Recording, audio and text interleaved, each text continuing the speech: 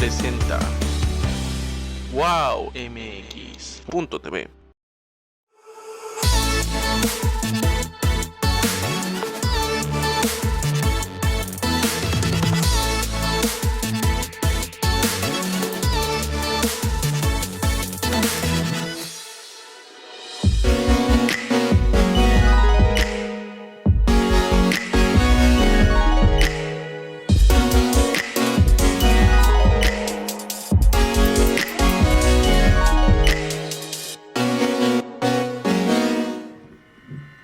Hola amigos de En Tus Propias Palabras, soy Alejandro Ruiz y ¿qué creen? Aquí portando en este 9º aniversario, ahora de Wow TV, portando el chaleco original de Aztele TV. Y bueno, ¿qué les puedo comentar? Hoy vamos a tener un programa sumamente interesante porque vamos a platicar con el productor de cine y televisión, Max Enríquez Camargo. Max, gracias por estar aquí con nosotros. Un gran gusto, Alejandro, para ti. Muy buenas tardes. Un gusto para toda la audiencia de Wow TV.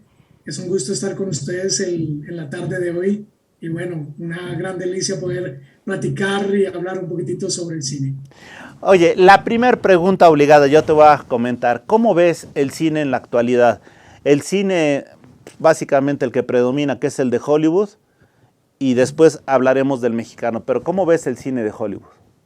Bueno, el cine de Hollywood, digamos, el gran cine comercial, ha tenido una gran evolución, un gran desarrollo en los últimos años y todo se ha debido en gran parte al crecimiento de la industria hacia las nuevas plataformas digitales que hoy en día se conocen como TVODs o Over the Top y Video on Demand, que comenzó pues con este gran boom de Netflix hace ya casi unos 8 o 10 años y que poco a poco ha ido creciendo con el desarrollo de nuevas plataformas como las de Disney, como las de Amazon, como las de HBO. Hoy en día también entra Paramount al mercado. Entonces digamos que la industria ha ido creciendo exponencialmente en los últimos años, más hacia un concepto de bajo demanda, más hacia un concepto de audiencias pueden escoger lo que quieren ver, en paralelo con el tema de las salas de cine. Digamos que las salas de cine han ido evolucionando y desarrollándose más hacia tendencias virtuales, digamos, en donde el espectador tiene una experiencia inmersiva mucho más profunda. Hoy en día, si la gente va así, va a poder disfrutar de los efectos especiales, el tema de la realidad aumentada, el tema también de la tridimensionalidad, los efectos físicos que tienen muchas de las salas de cine hoy en día conocidas como las XD.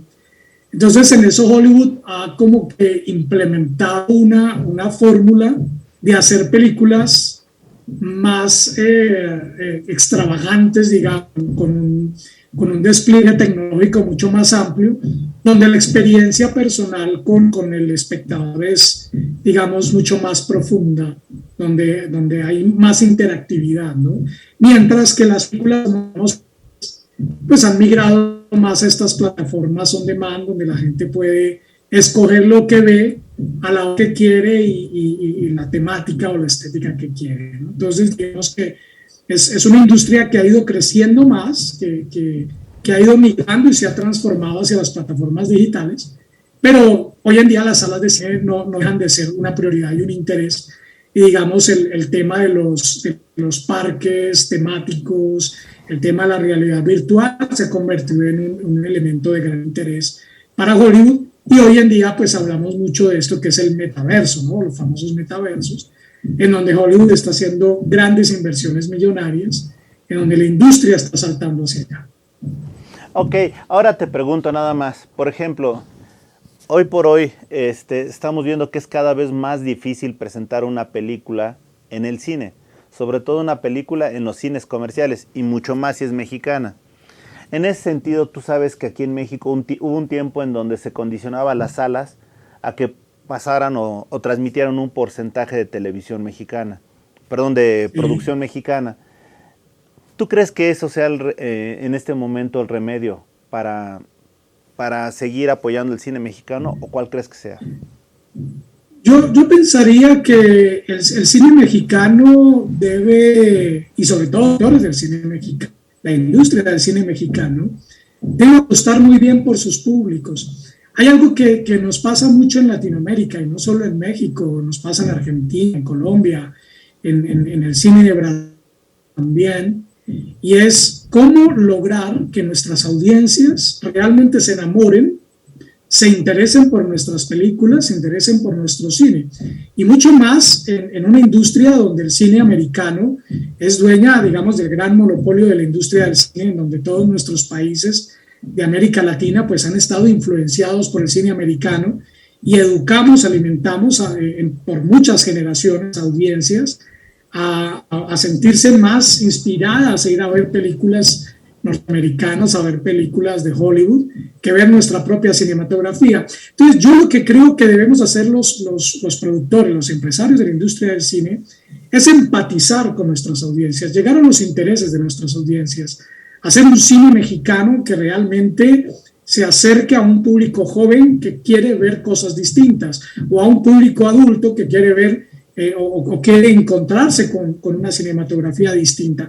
Yo creo que muchos productores ya están logrando esa tarea, y como estaba mencionando, no solamente en las plataformas digitales, sino también en una experiencia interesante en las salas de cine.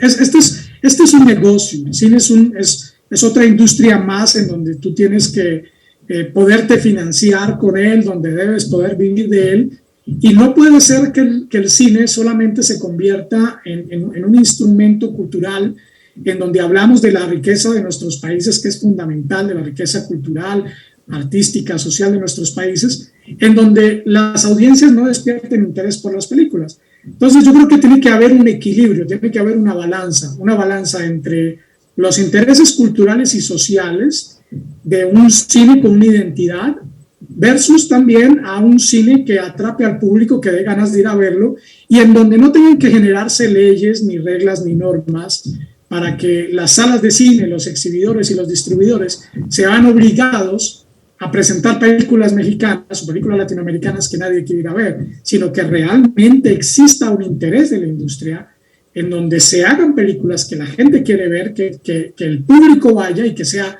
realmente rentable. Entonces, yo sí soy muy amigo de ese paralelo entre los dos puntos, entre el cine comercial y el cine independiente, artístico, de autor o cultural, pero que debe llegar a las audiencias, que no se puede quedar en unas minorías o en unas élites intelectuales que les gusta ver el cine cultural, pero que no es rentable.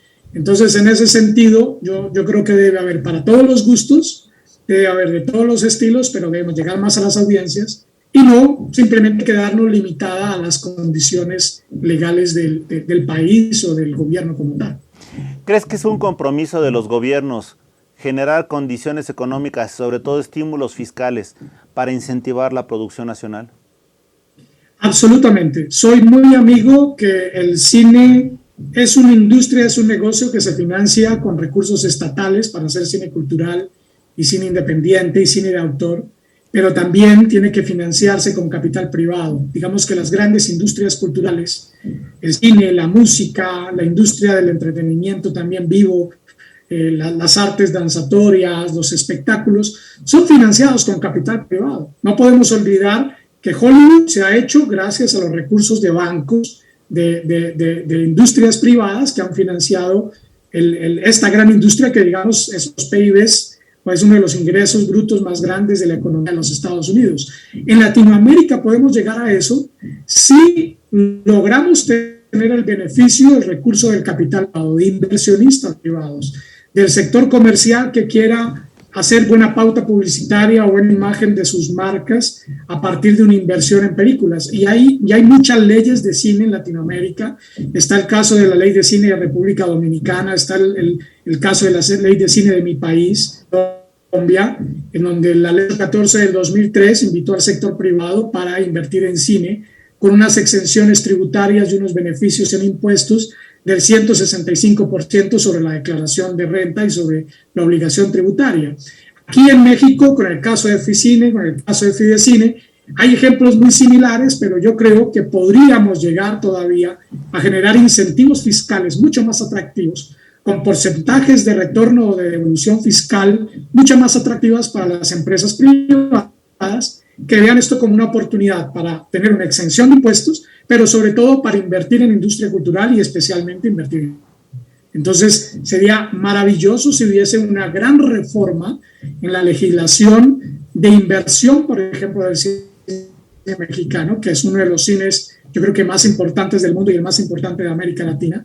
Y esto permitiría pasar un buen número de películas al año a un gran aumento que pueda llegar a ser muy competitivo al cine americano o al cine europeo. Ahora, dentro de todo lo que tú estás comentando, ¿en qué país de toda Latinoamérica ha destacado más su producción de cine en los últimos 20 años?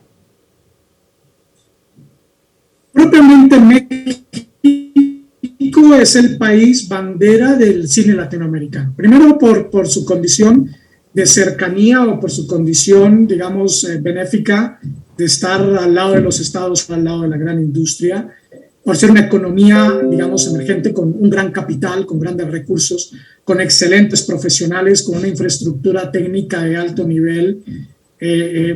No debemos olvidar que México tiene muchos años en la industria cinematográfica, tuvo un periodo dorado del cine mexicano que fue más o menos desde los años 30, 40 hasta los 60. Entonces, México no ha perdido esa bandera de país más importante, industria cinematográfica de América Latina, y consecuentemente a él, países como Colombia y Argentina han ido detrás, pero no con la misma dimensión. En México podemos encontrar 3.000, 4.000 salas de cine. En el caso de Colombia, Argentina o Brasil, hablamos que son cinematografías que para salas de cine de su propia producción no cuentan con más de 1.000 o 500 salas. Entonces hay una gran diferencia, una diferencia enorme que marca la pauta de México como un país con una gran industria cinematográfica, como el más importante de la región, y que obviamente con la cercanía a Estados Unidos, a Canadá, el vínculo de coproducción que ha tenido con algunos países en Europa, como España, como Alemania, como Francia, pues va a seguir estando a la vanguardia, y yo creo que la industria va a seguir creciendo de una manera exponencial, en donde México va a seguir estando en los primeros lugares de la cultura y la cinematografía a nivel mundial. Fíjate que curiosamente lo que estamos viendo aquí, me dicen, es que efectivamente México tuvo mucha influencia en toda Latinoamérica. Pues basta recordar lo sucedido con el cine de oro, ¿no? En los 40, 50, toda la producción que generó para toda Latinoamérica y para el mundo, ¿no? Y en ese sentido, así es. ¿Qué crees, si lo vemos en retrospectiva y en tu opinión, qué crees que nos ha faltado como país para consolidar realmente el cine en un primer nivel? Como una oferta exportable incluso. Yo creo que es un tema de confianza social, es un tema de confianza del público. Como lo decía en un principio, nuestros públicos tienen que encontrarse mejor con nuestra cinematografía, y lo mismo los autores tienen que encontrarse un poquitito más con el público. Yo paralelamente a mi trabajo como productor cinematográfico, soy docente en una universidad en Colombia, doy conferencias en diferentes lugares del mundo y se lo doy a nuevas generaciones de productores, de editores y de guionistas, y siempre les digo, conozcan a sus audiencias, conozcan a su público al que se van dirigiendo.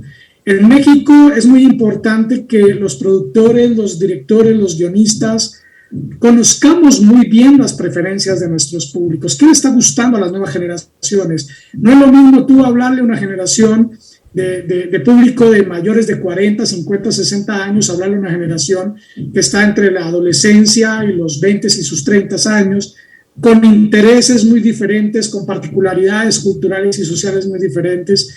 Estas últimas generaciones son generaciones más globales, que se han formado y se han educado con mucho cine, películas y series que van desde el cine coreano, la televisión coreana.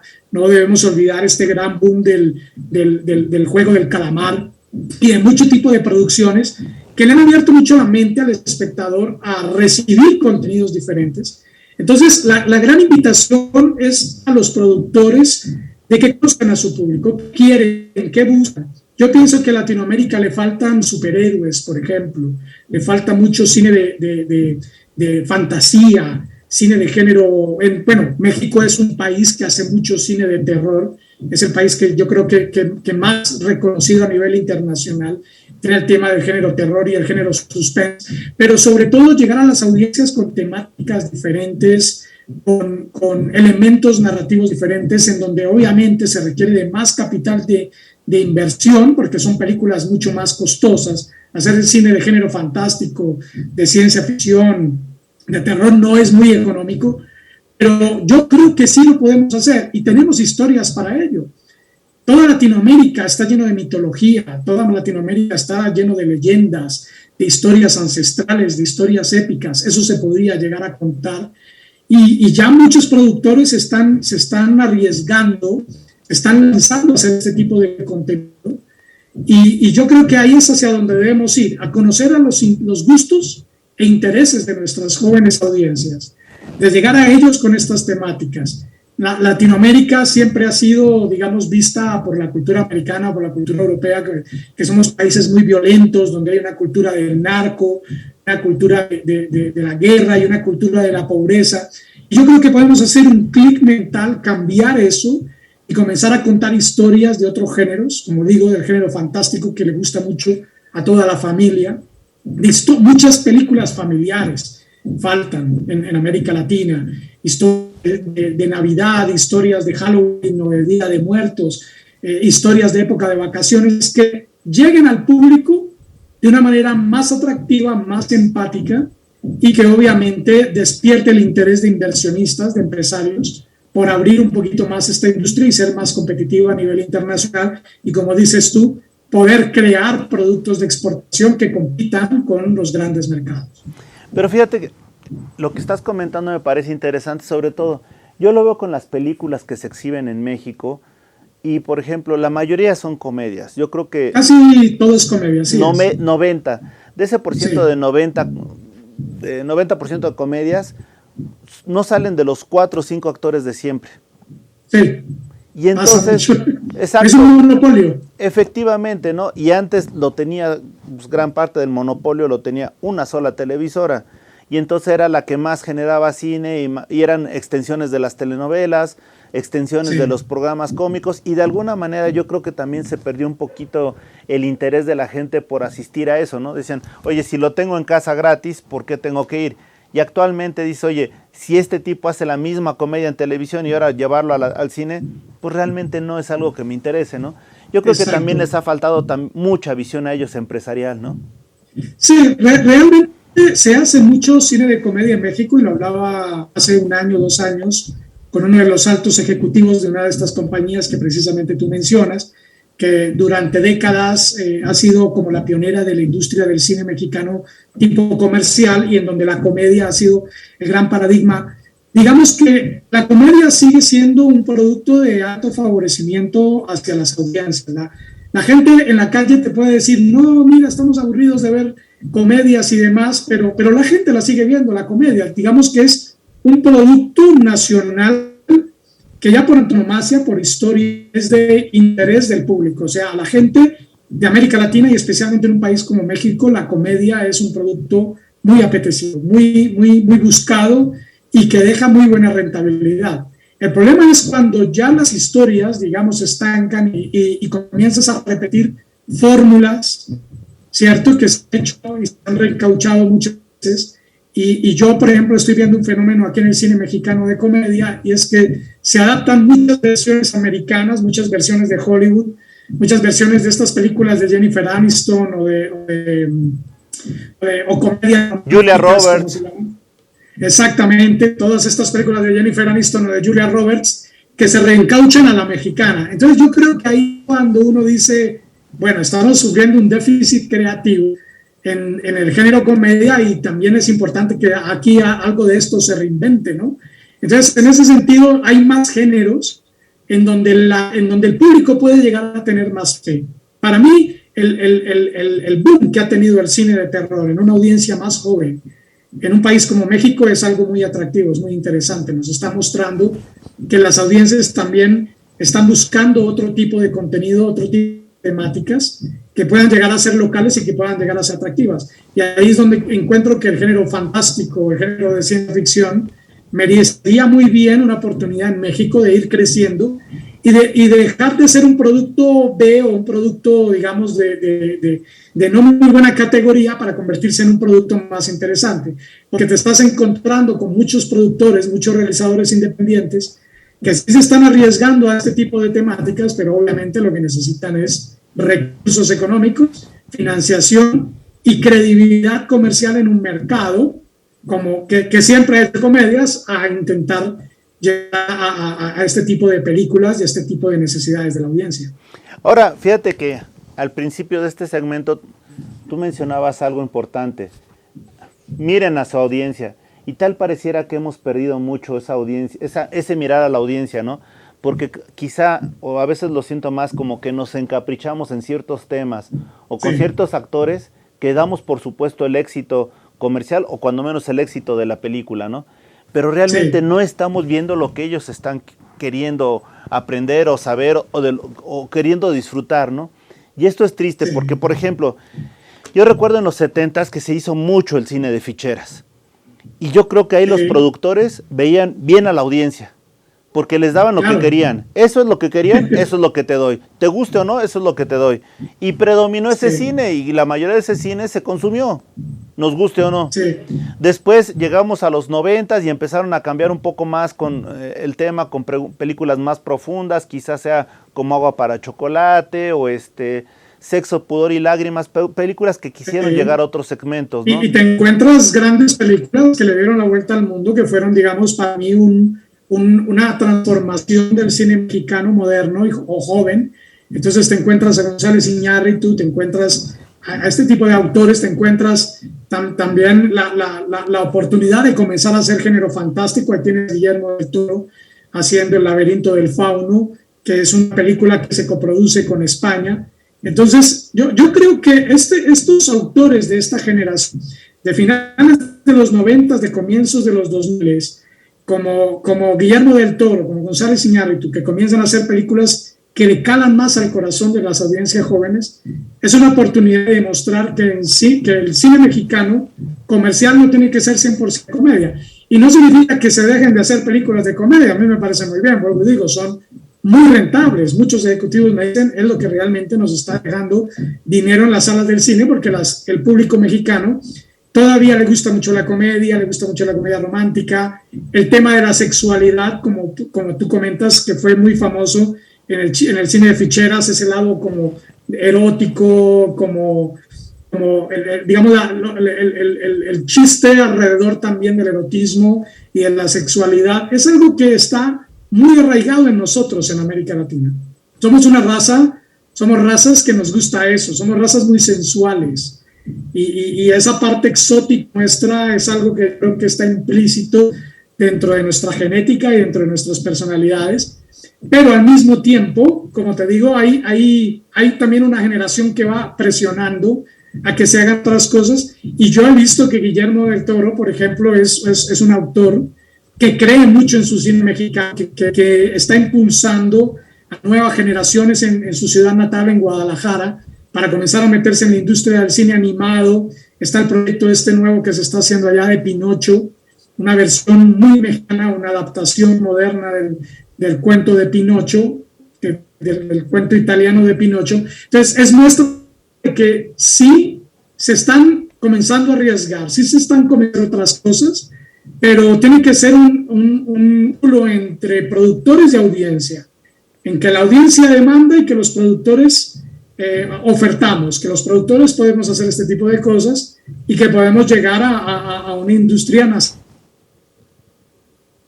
Hemos visto ha pegado muy bien también en la animación, ¿no? No hay que descartar que México ha hecho unos muy buenos riesgos en hacer cine animado, obviamente tocando el lenguaje cómico de Hollywood muy parecido a Disney. Ahí tenemos las películas que se han hecho de huevo cartoon. Hemos visto un poco las propuestas de Anima Studios, que es otro gran estudio de animación aquí en México. Entonces, en ese sentido, yo creo que va a haber de todo para todos, y si se sigue bajo esa pauta y bajo el apoyo del sector privado, lo más seguro es que comencemos a ver un cine mexicano muy amplio con diferentes temáticas y opciones para audiencias que piden nuevos contenidos.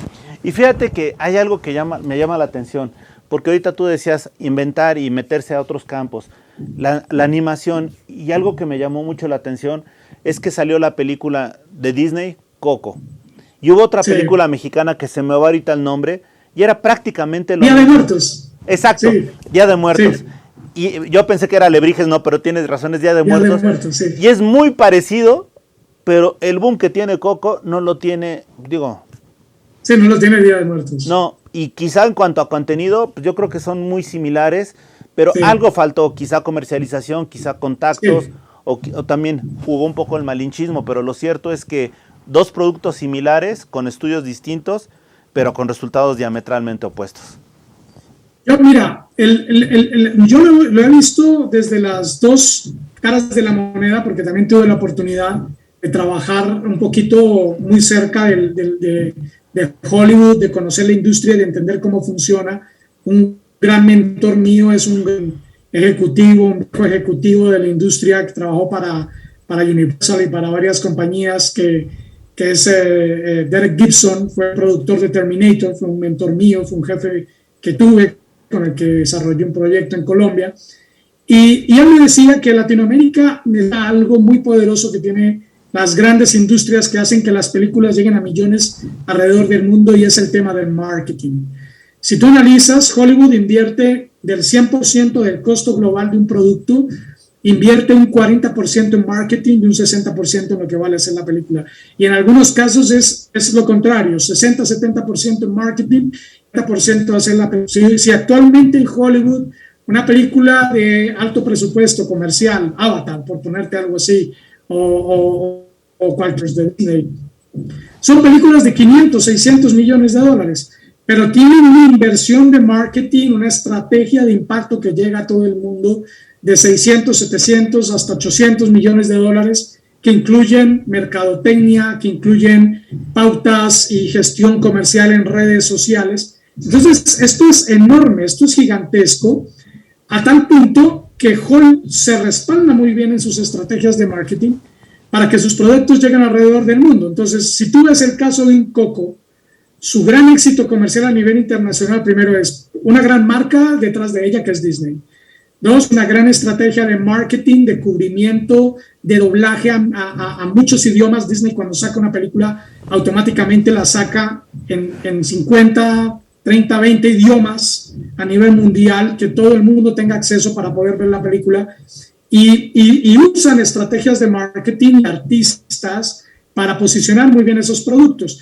Yo creo que el caso de Día de Muertos es un producto que quedó o que fue pensado solo para una audiencia mexicana, porque si te das cuenta, Día de Muertos, que pudo muy bien haberse distribuido en toda Latinoamérica, no se dio en toda Latinoamérica. Yo vivía en Colombia cuando salió Coco y cuando salió Día de Muertos, y yo nunca tuve la oportunidad de saber de Día de Muertos en Bogotá o en una sala de cine en Colombia. Y si yo le preguntara a un productor amigo mío en Argentina o en Perú o en Chile, estoy absolutamente seguro que la película no se vino a ver en salas de cine, sino se vino a ver en televisión por cable, o se tuvo que haber visto en uno de estos canales o nuevas plataformas, como una película de selección, pero no como una película que podías ir a ver en sala de cine. Y esto en gran medida se debe a una estrategia de marketing.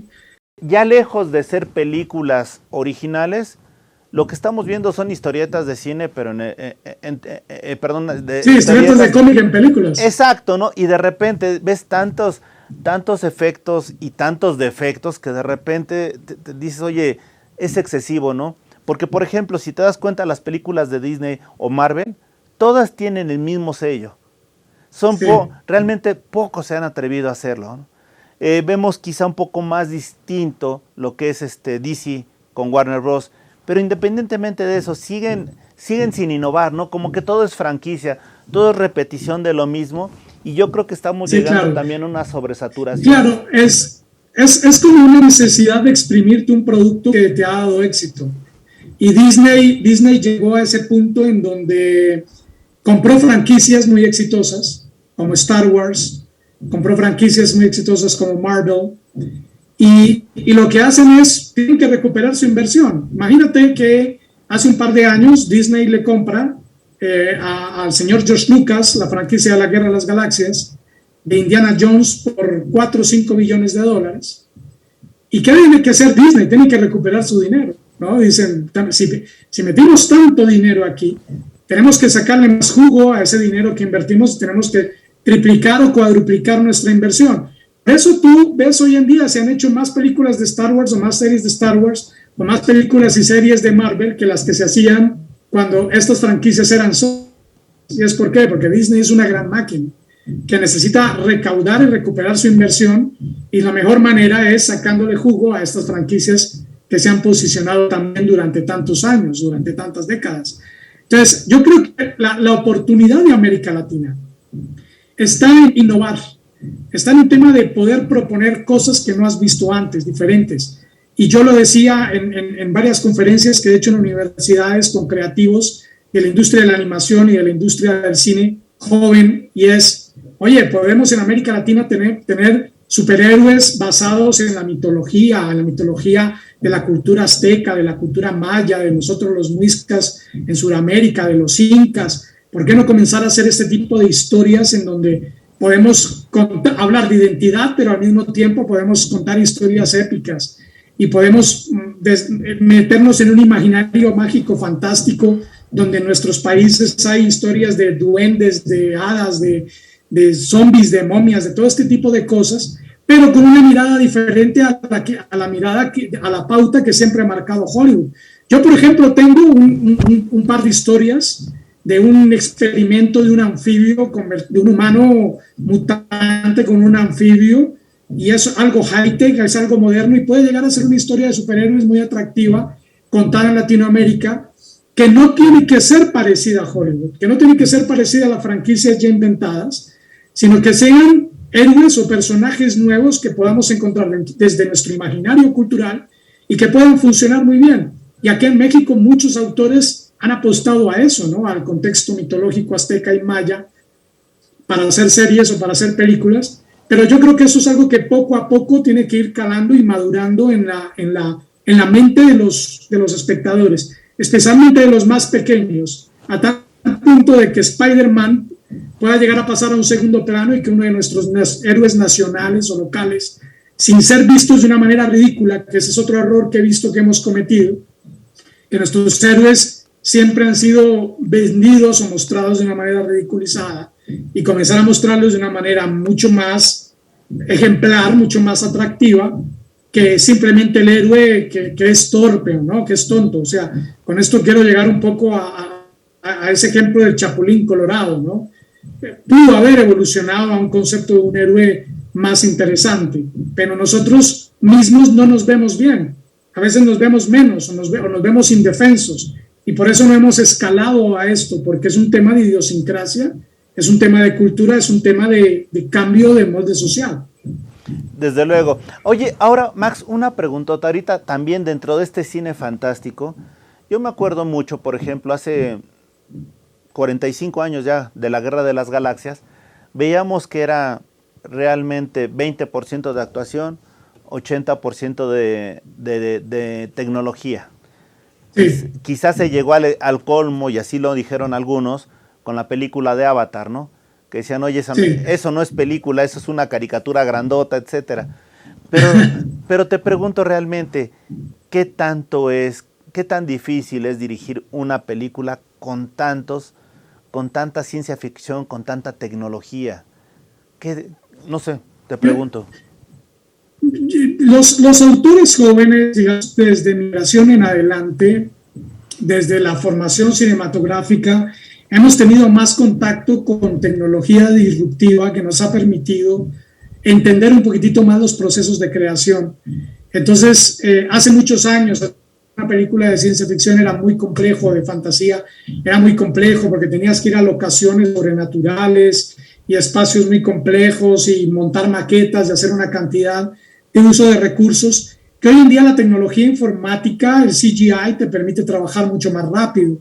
Precisamente hace poco estaba hablando con un productor, un cliente aquí en México, en Ciudad de México, que estaba muy interesado en adquirir uno de estos estudios virtuales de pantallas retroproyectadas donde tú puedes crear un mundo completamente de tu imaginación, desarrollado en la computadora en un programa como Unreal Engine en donde tienes un sistema de crear un universo en tiempo real, diseñado completamente de manera tridimensional en esta herramienta de Unreal, y que fue usado en la serie del Mandalorian de Disney, precisamente en una serie de Star Wars. Entonces, esto ya hoy en día es posible, de una manera no tan costosa, en donde ya los técnicos, el equipo de producción, el director de fotografía, todo el staff ya está más familiarizado con esta tecnología.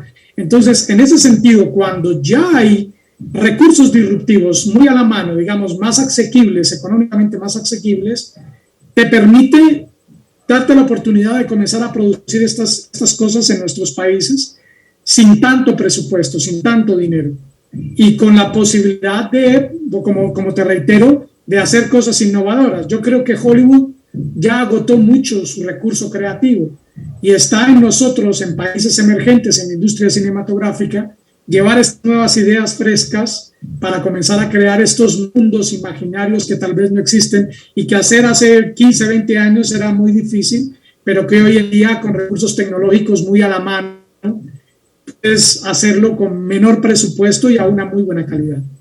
Oye, y regresando también a este tipo de películas fantásticas, ¿qué tanto puedes innovar? Porque, por ejemplo, a mí me sorprendió muchísimo. Obviamente, DC se ha atrevido a hacer otras cosas. Por ejemplo, sí, hizo una película donde yo realmente jamás me imaginé que fuera a tener un contexto adecuado y un texto suficiente.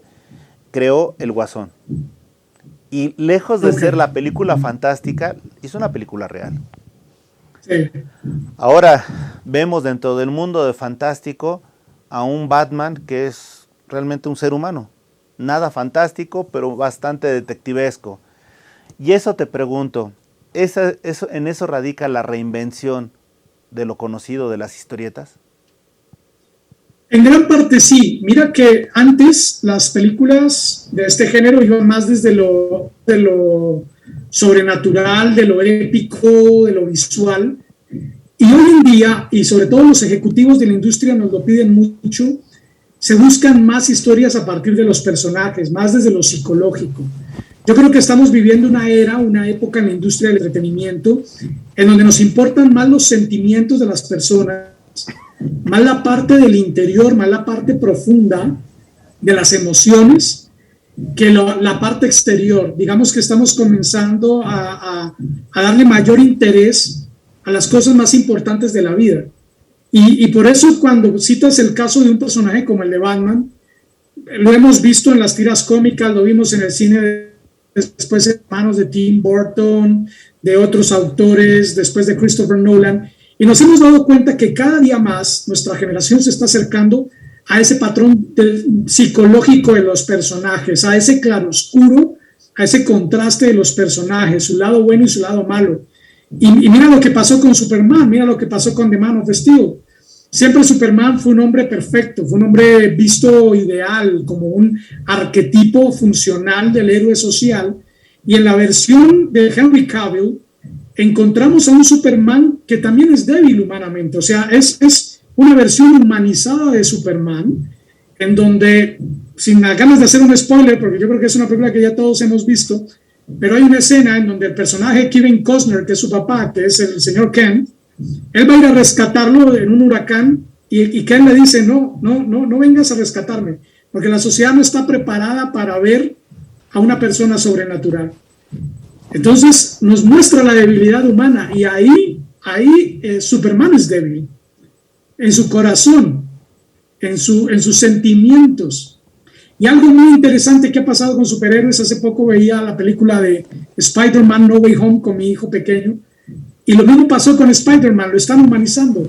Vemos a un chico que sufre, a un chico que siente, a un chico que no solamente va en búsqueda de aventuras y de salvar al mundo, sino que mostramos su lado más humano, en donde sienten, donde lloran, donde aman, y en donde tal vez, lo que dices tú, los efectos especiales pasan a un segundo plano, como un elemento artificio para contar y para mostrar, cuando ya realmente lo que más vale la pena es lo que le sucede a nuestros personajes.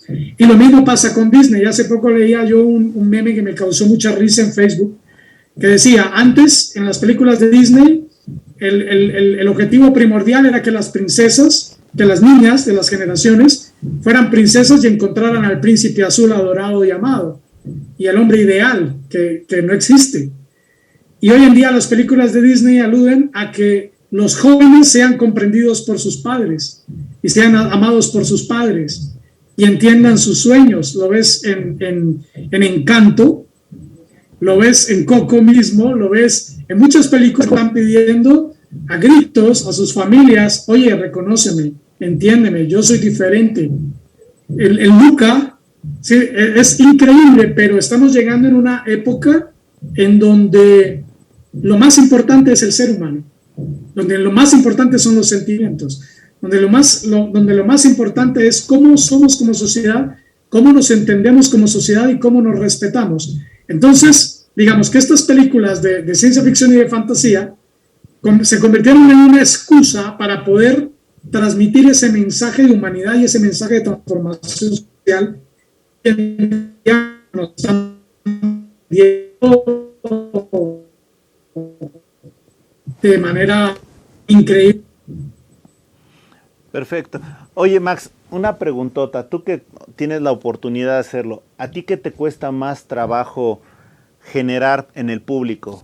¿Sensaciones de risa o de tristeza? ¿Qué me cuesta más? Esa es una gran pregunta. Yo siempre me consideré como un autor de drama. Yo siempre, historias, los relatos que he desarrollado en el tiempo, generalmente han sido dramas familiares y sobre todo he tenido la oportunidad de trabajar mucho en dramas sociales cristianos, en dramas sociales que muevan las fibras de la gente. Entonces siempre me caractericé mucho sobre todo en llegar muy bien al sentido humano, melancólico, de la tristeza, del dolor y demás, pero también he tenido la oportunidad de hacer comedia. Yo creo que aunque somos países y en Latinoamérica hacemos mucha comedia y tenemos, yo digo que el picante, el sazón para hacer comedia, yo creo que es un género que hay que aprender a respetar muy bien y hay que saber hacer muy bien. Hacer reír no es fácil, hacer reír no es de todo el mundo. Yo me sorprendo y admiro mucho, por ejemplo, en México, la capacidad que tiene el mexicano de hacer albur, de hacer bromista, de hacerle chiste a todo. Es algo que para mí requiere de mucha creatividad, de mucha imaginación y talento innato, ¿sí? Que hay que tener. Yo digo que yo carezco un poco de ese talento innato y a veces por eso busco gente que escriba guiones de comedia, que pueda empatizar muy bien con el lenguaje de la comedia, porque no lo veo fácil. Sacarle una risa a alguien, para mí, es mucho más difícil. En Latinoamérica no, porque nos reímos de nuestra vida, nos reímos de todo. Nos reímos de nuestras miserias, de nuestras dolencias y también de nuestros éxitos. Pero en ese sentido, digamos, somos una sociedad más dramática, más empática, muy familiar. Y yo siento que a mí, por ejemplo, comedia me cuesta mucho hacerlo. Lo he hecho, he escrito comedia, pero me ha sacado canas verdes llegar al nivel de poder producir el gran efecto que produce la comedia. Excelente, Max. La verdad es que qué difícil para ustedes ha de serlo, ¿eh? Y sobre todo porque al final te das cuenta de que independientemente del producto que hagas, tiene que ser rentable, ¿no?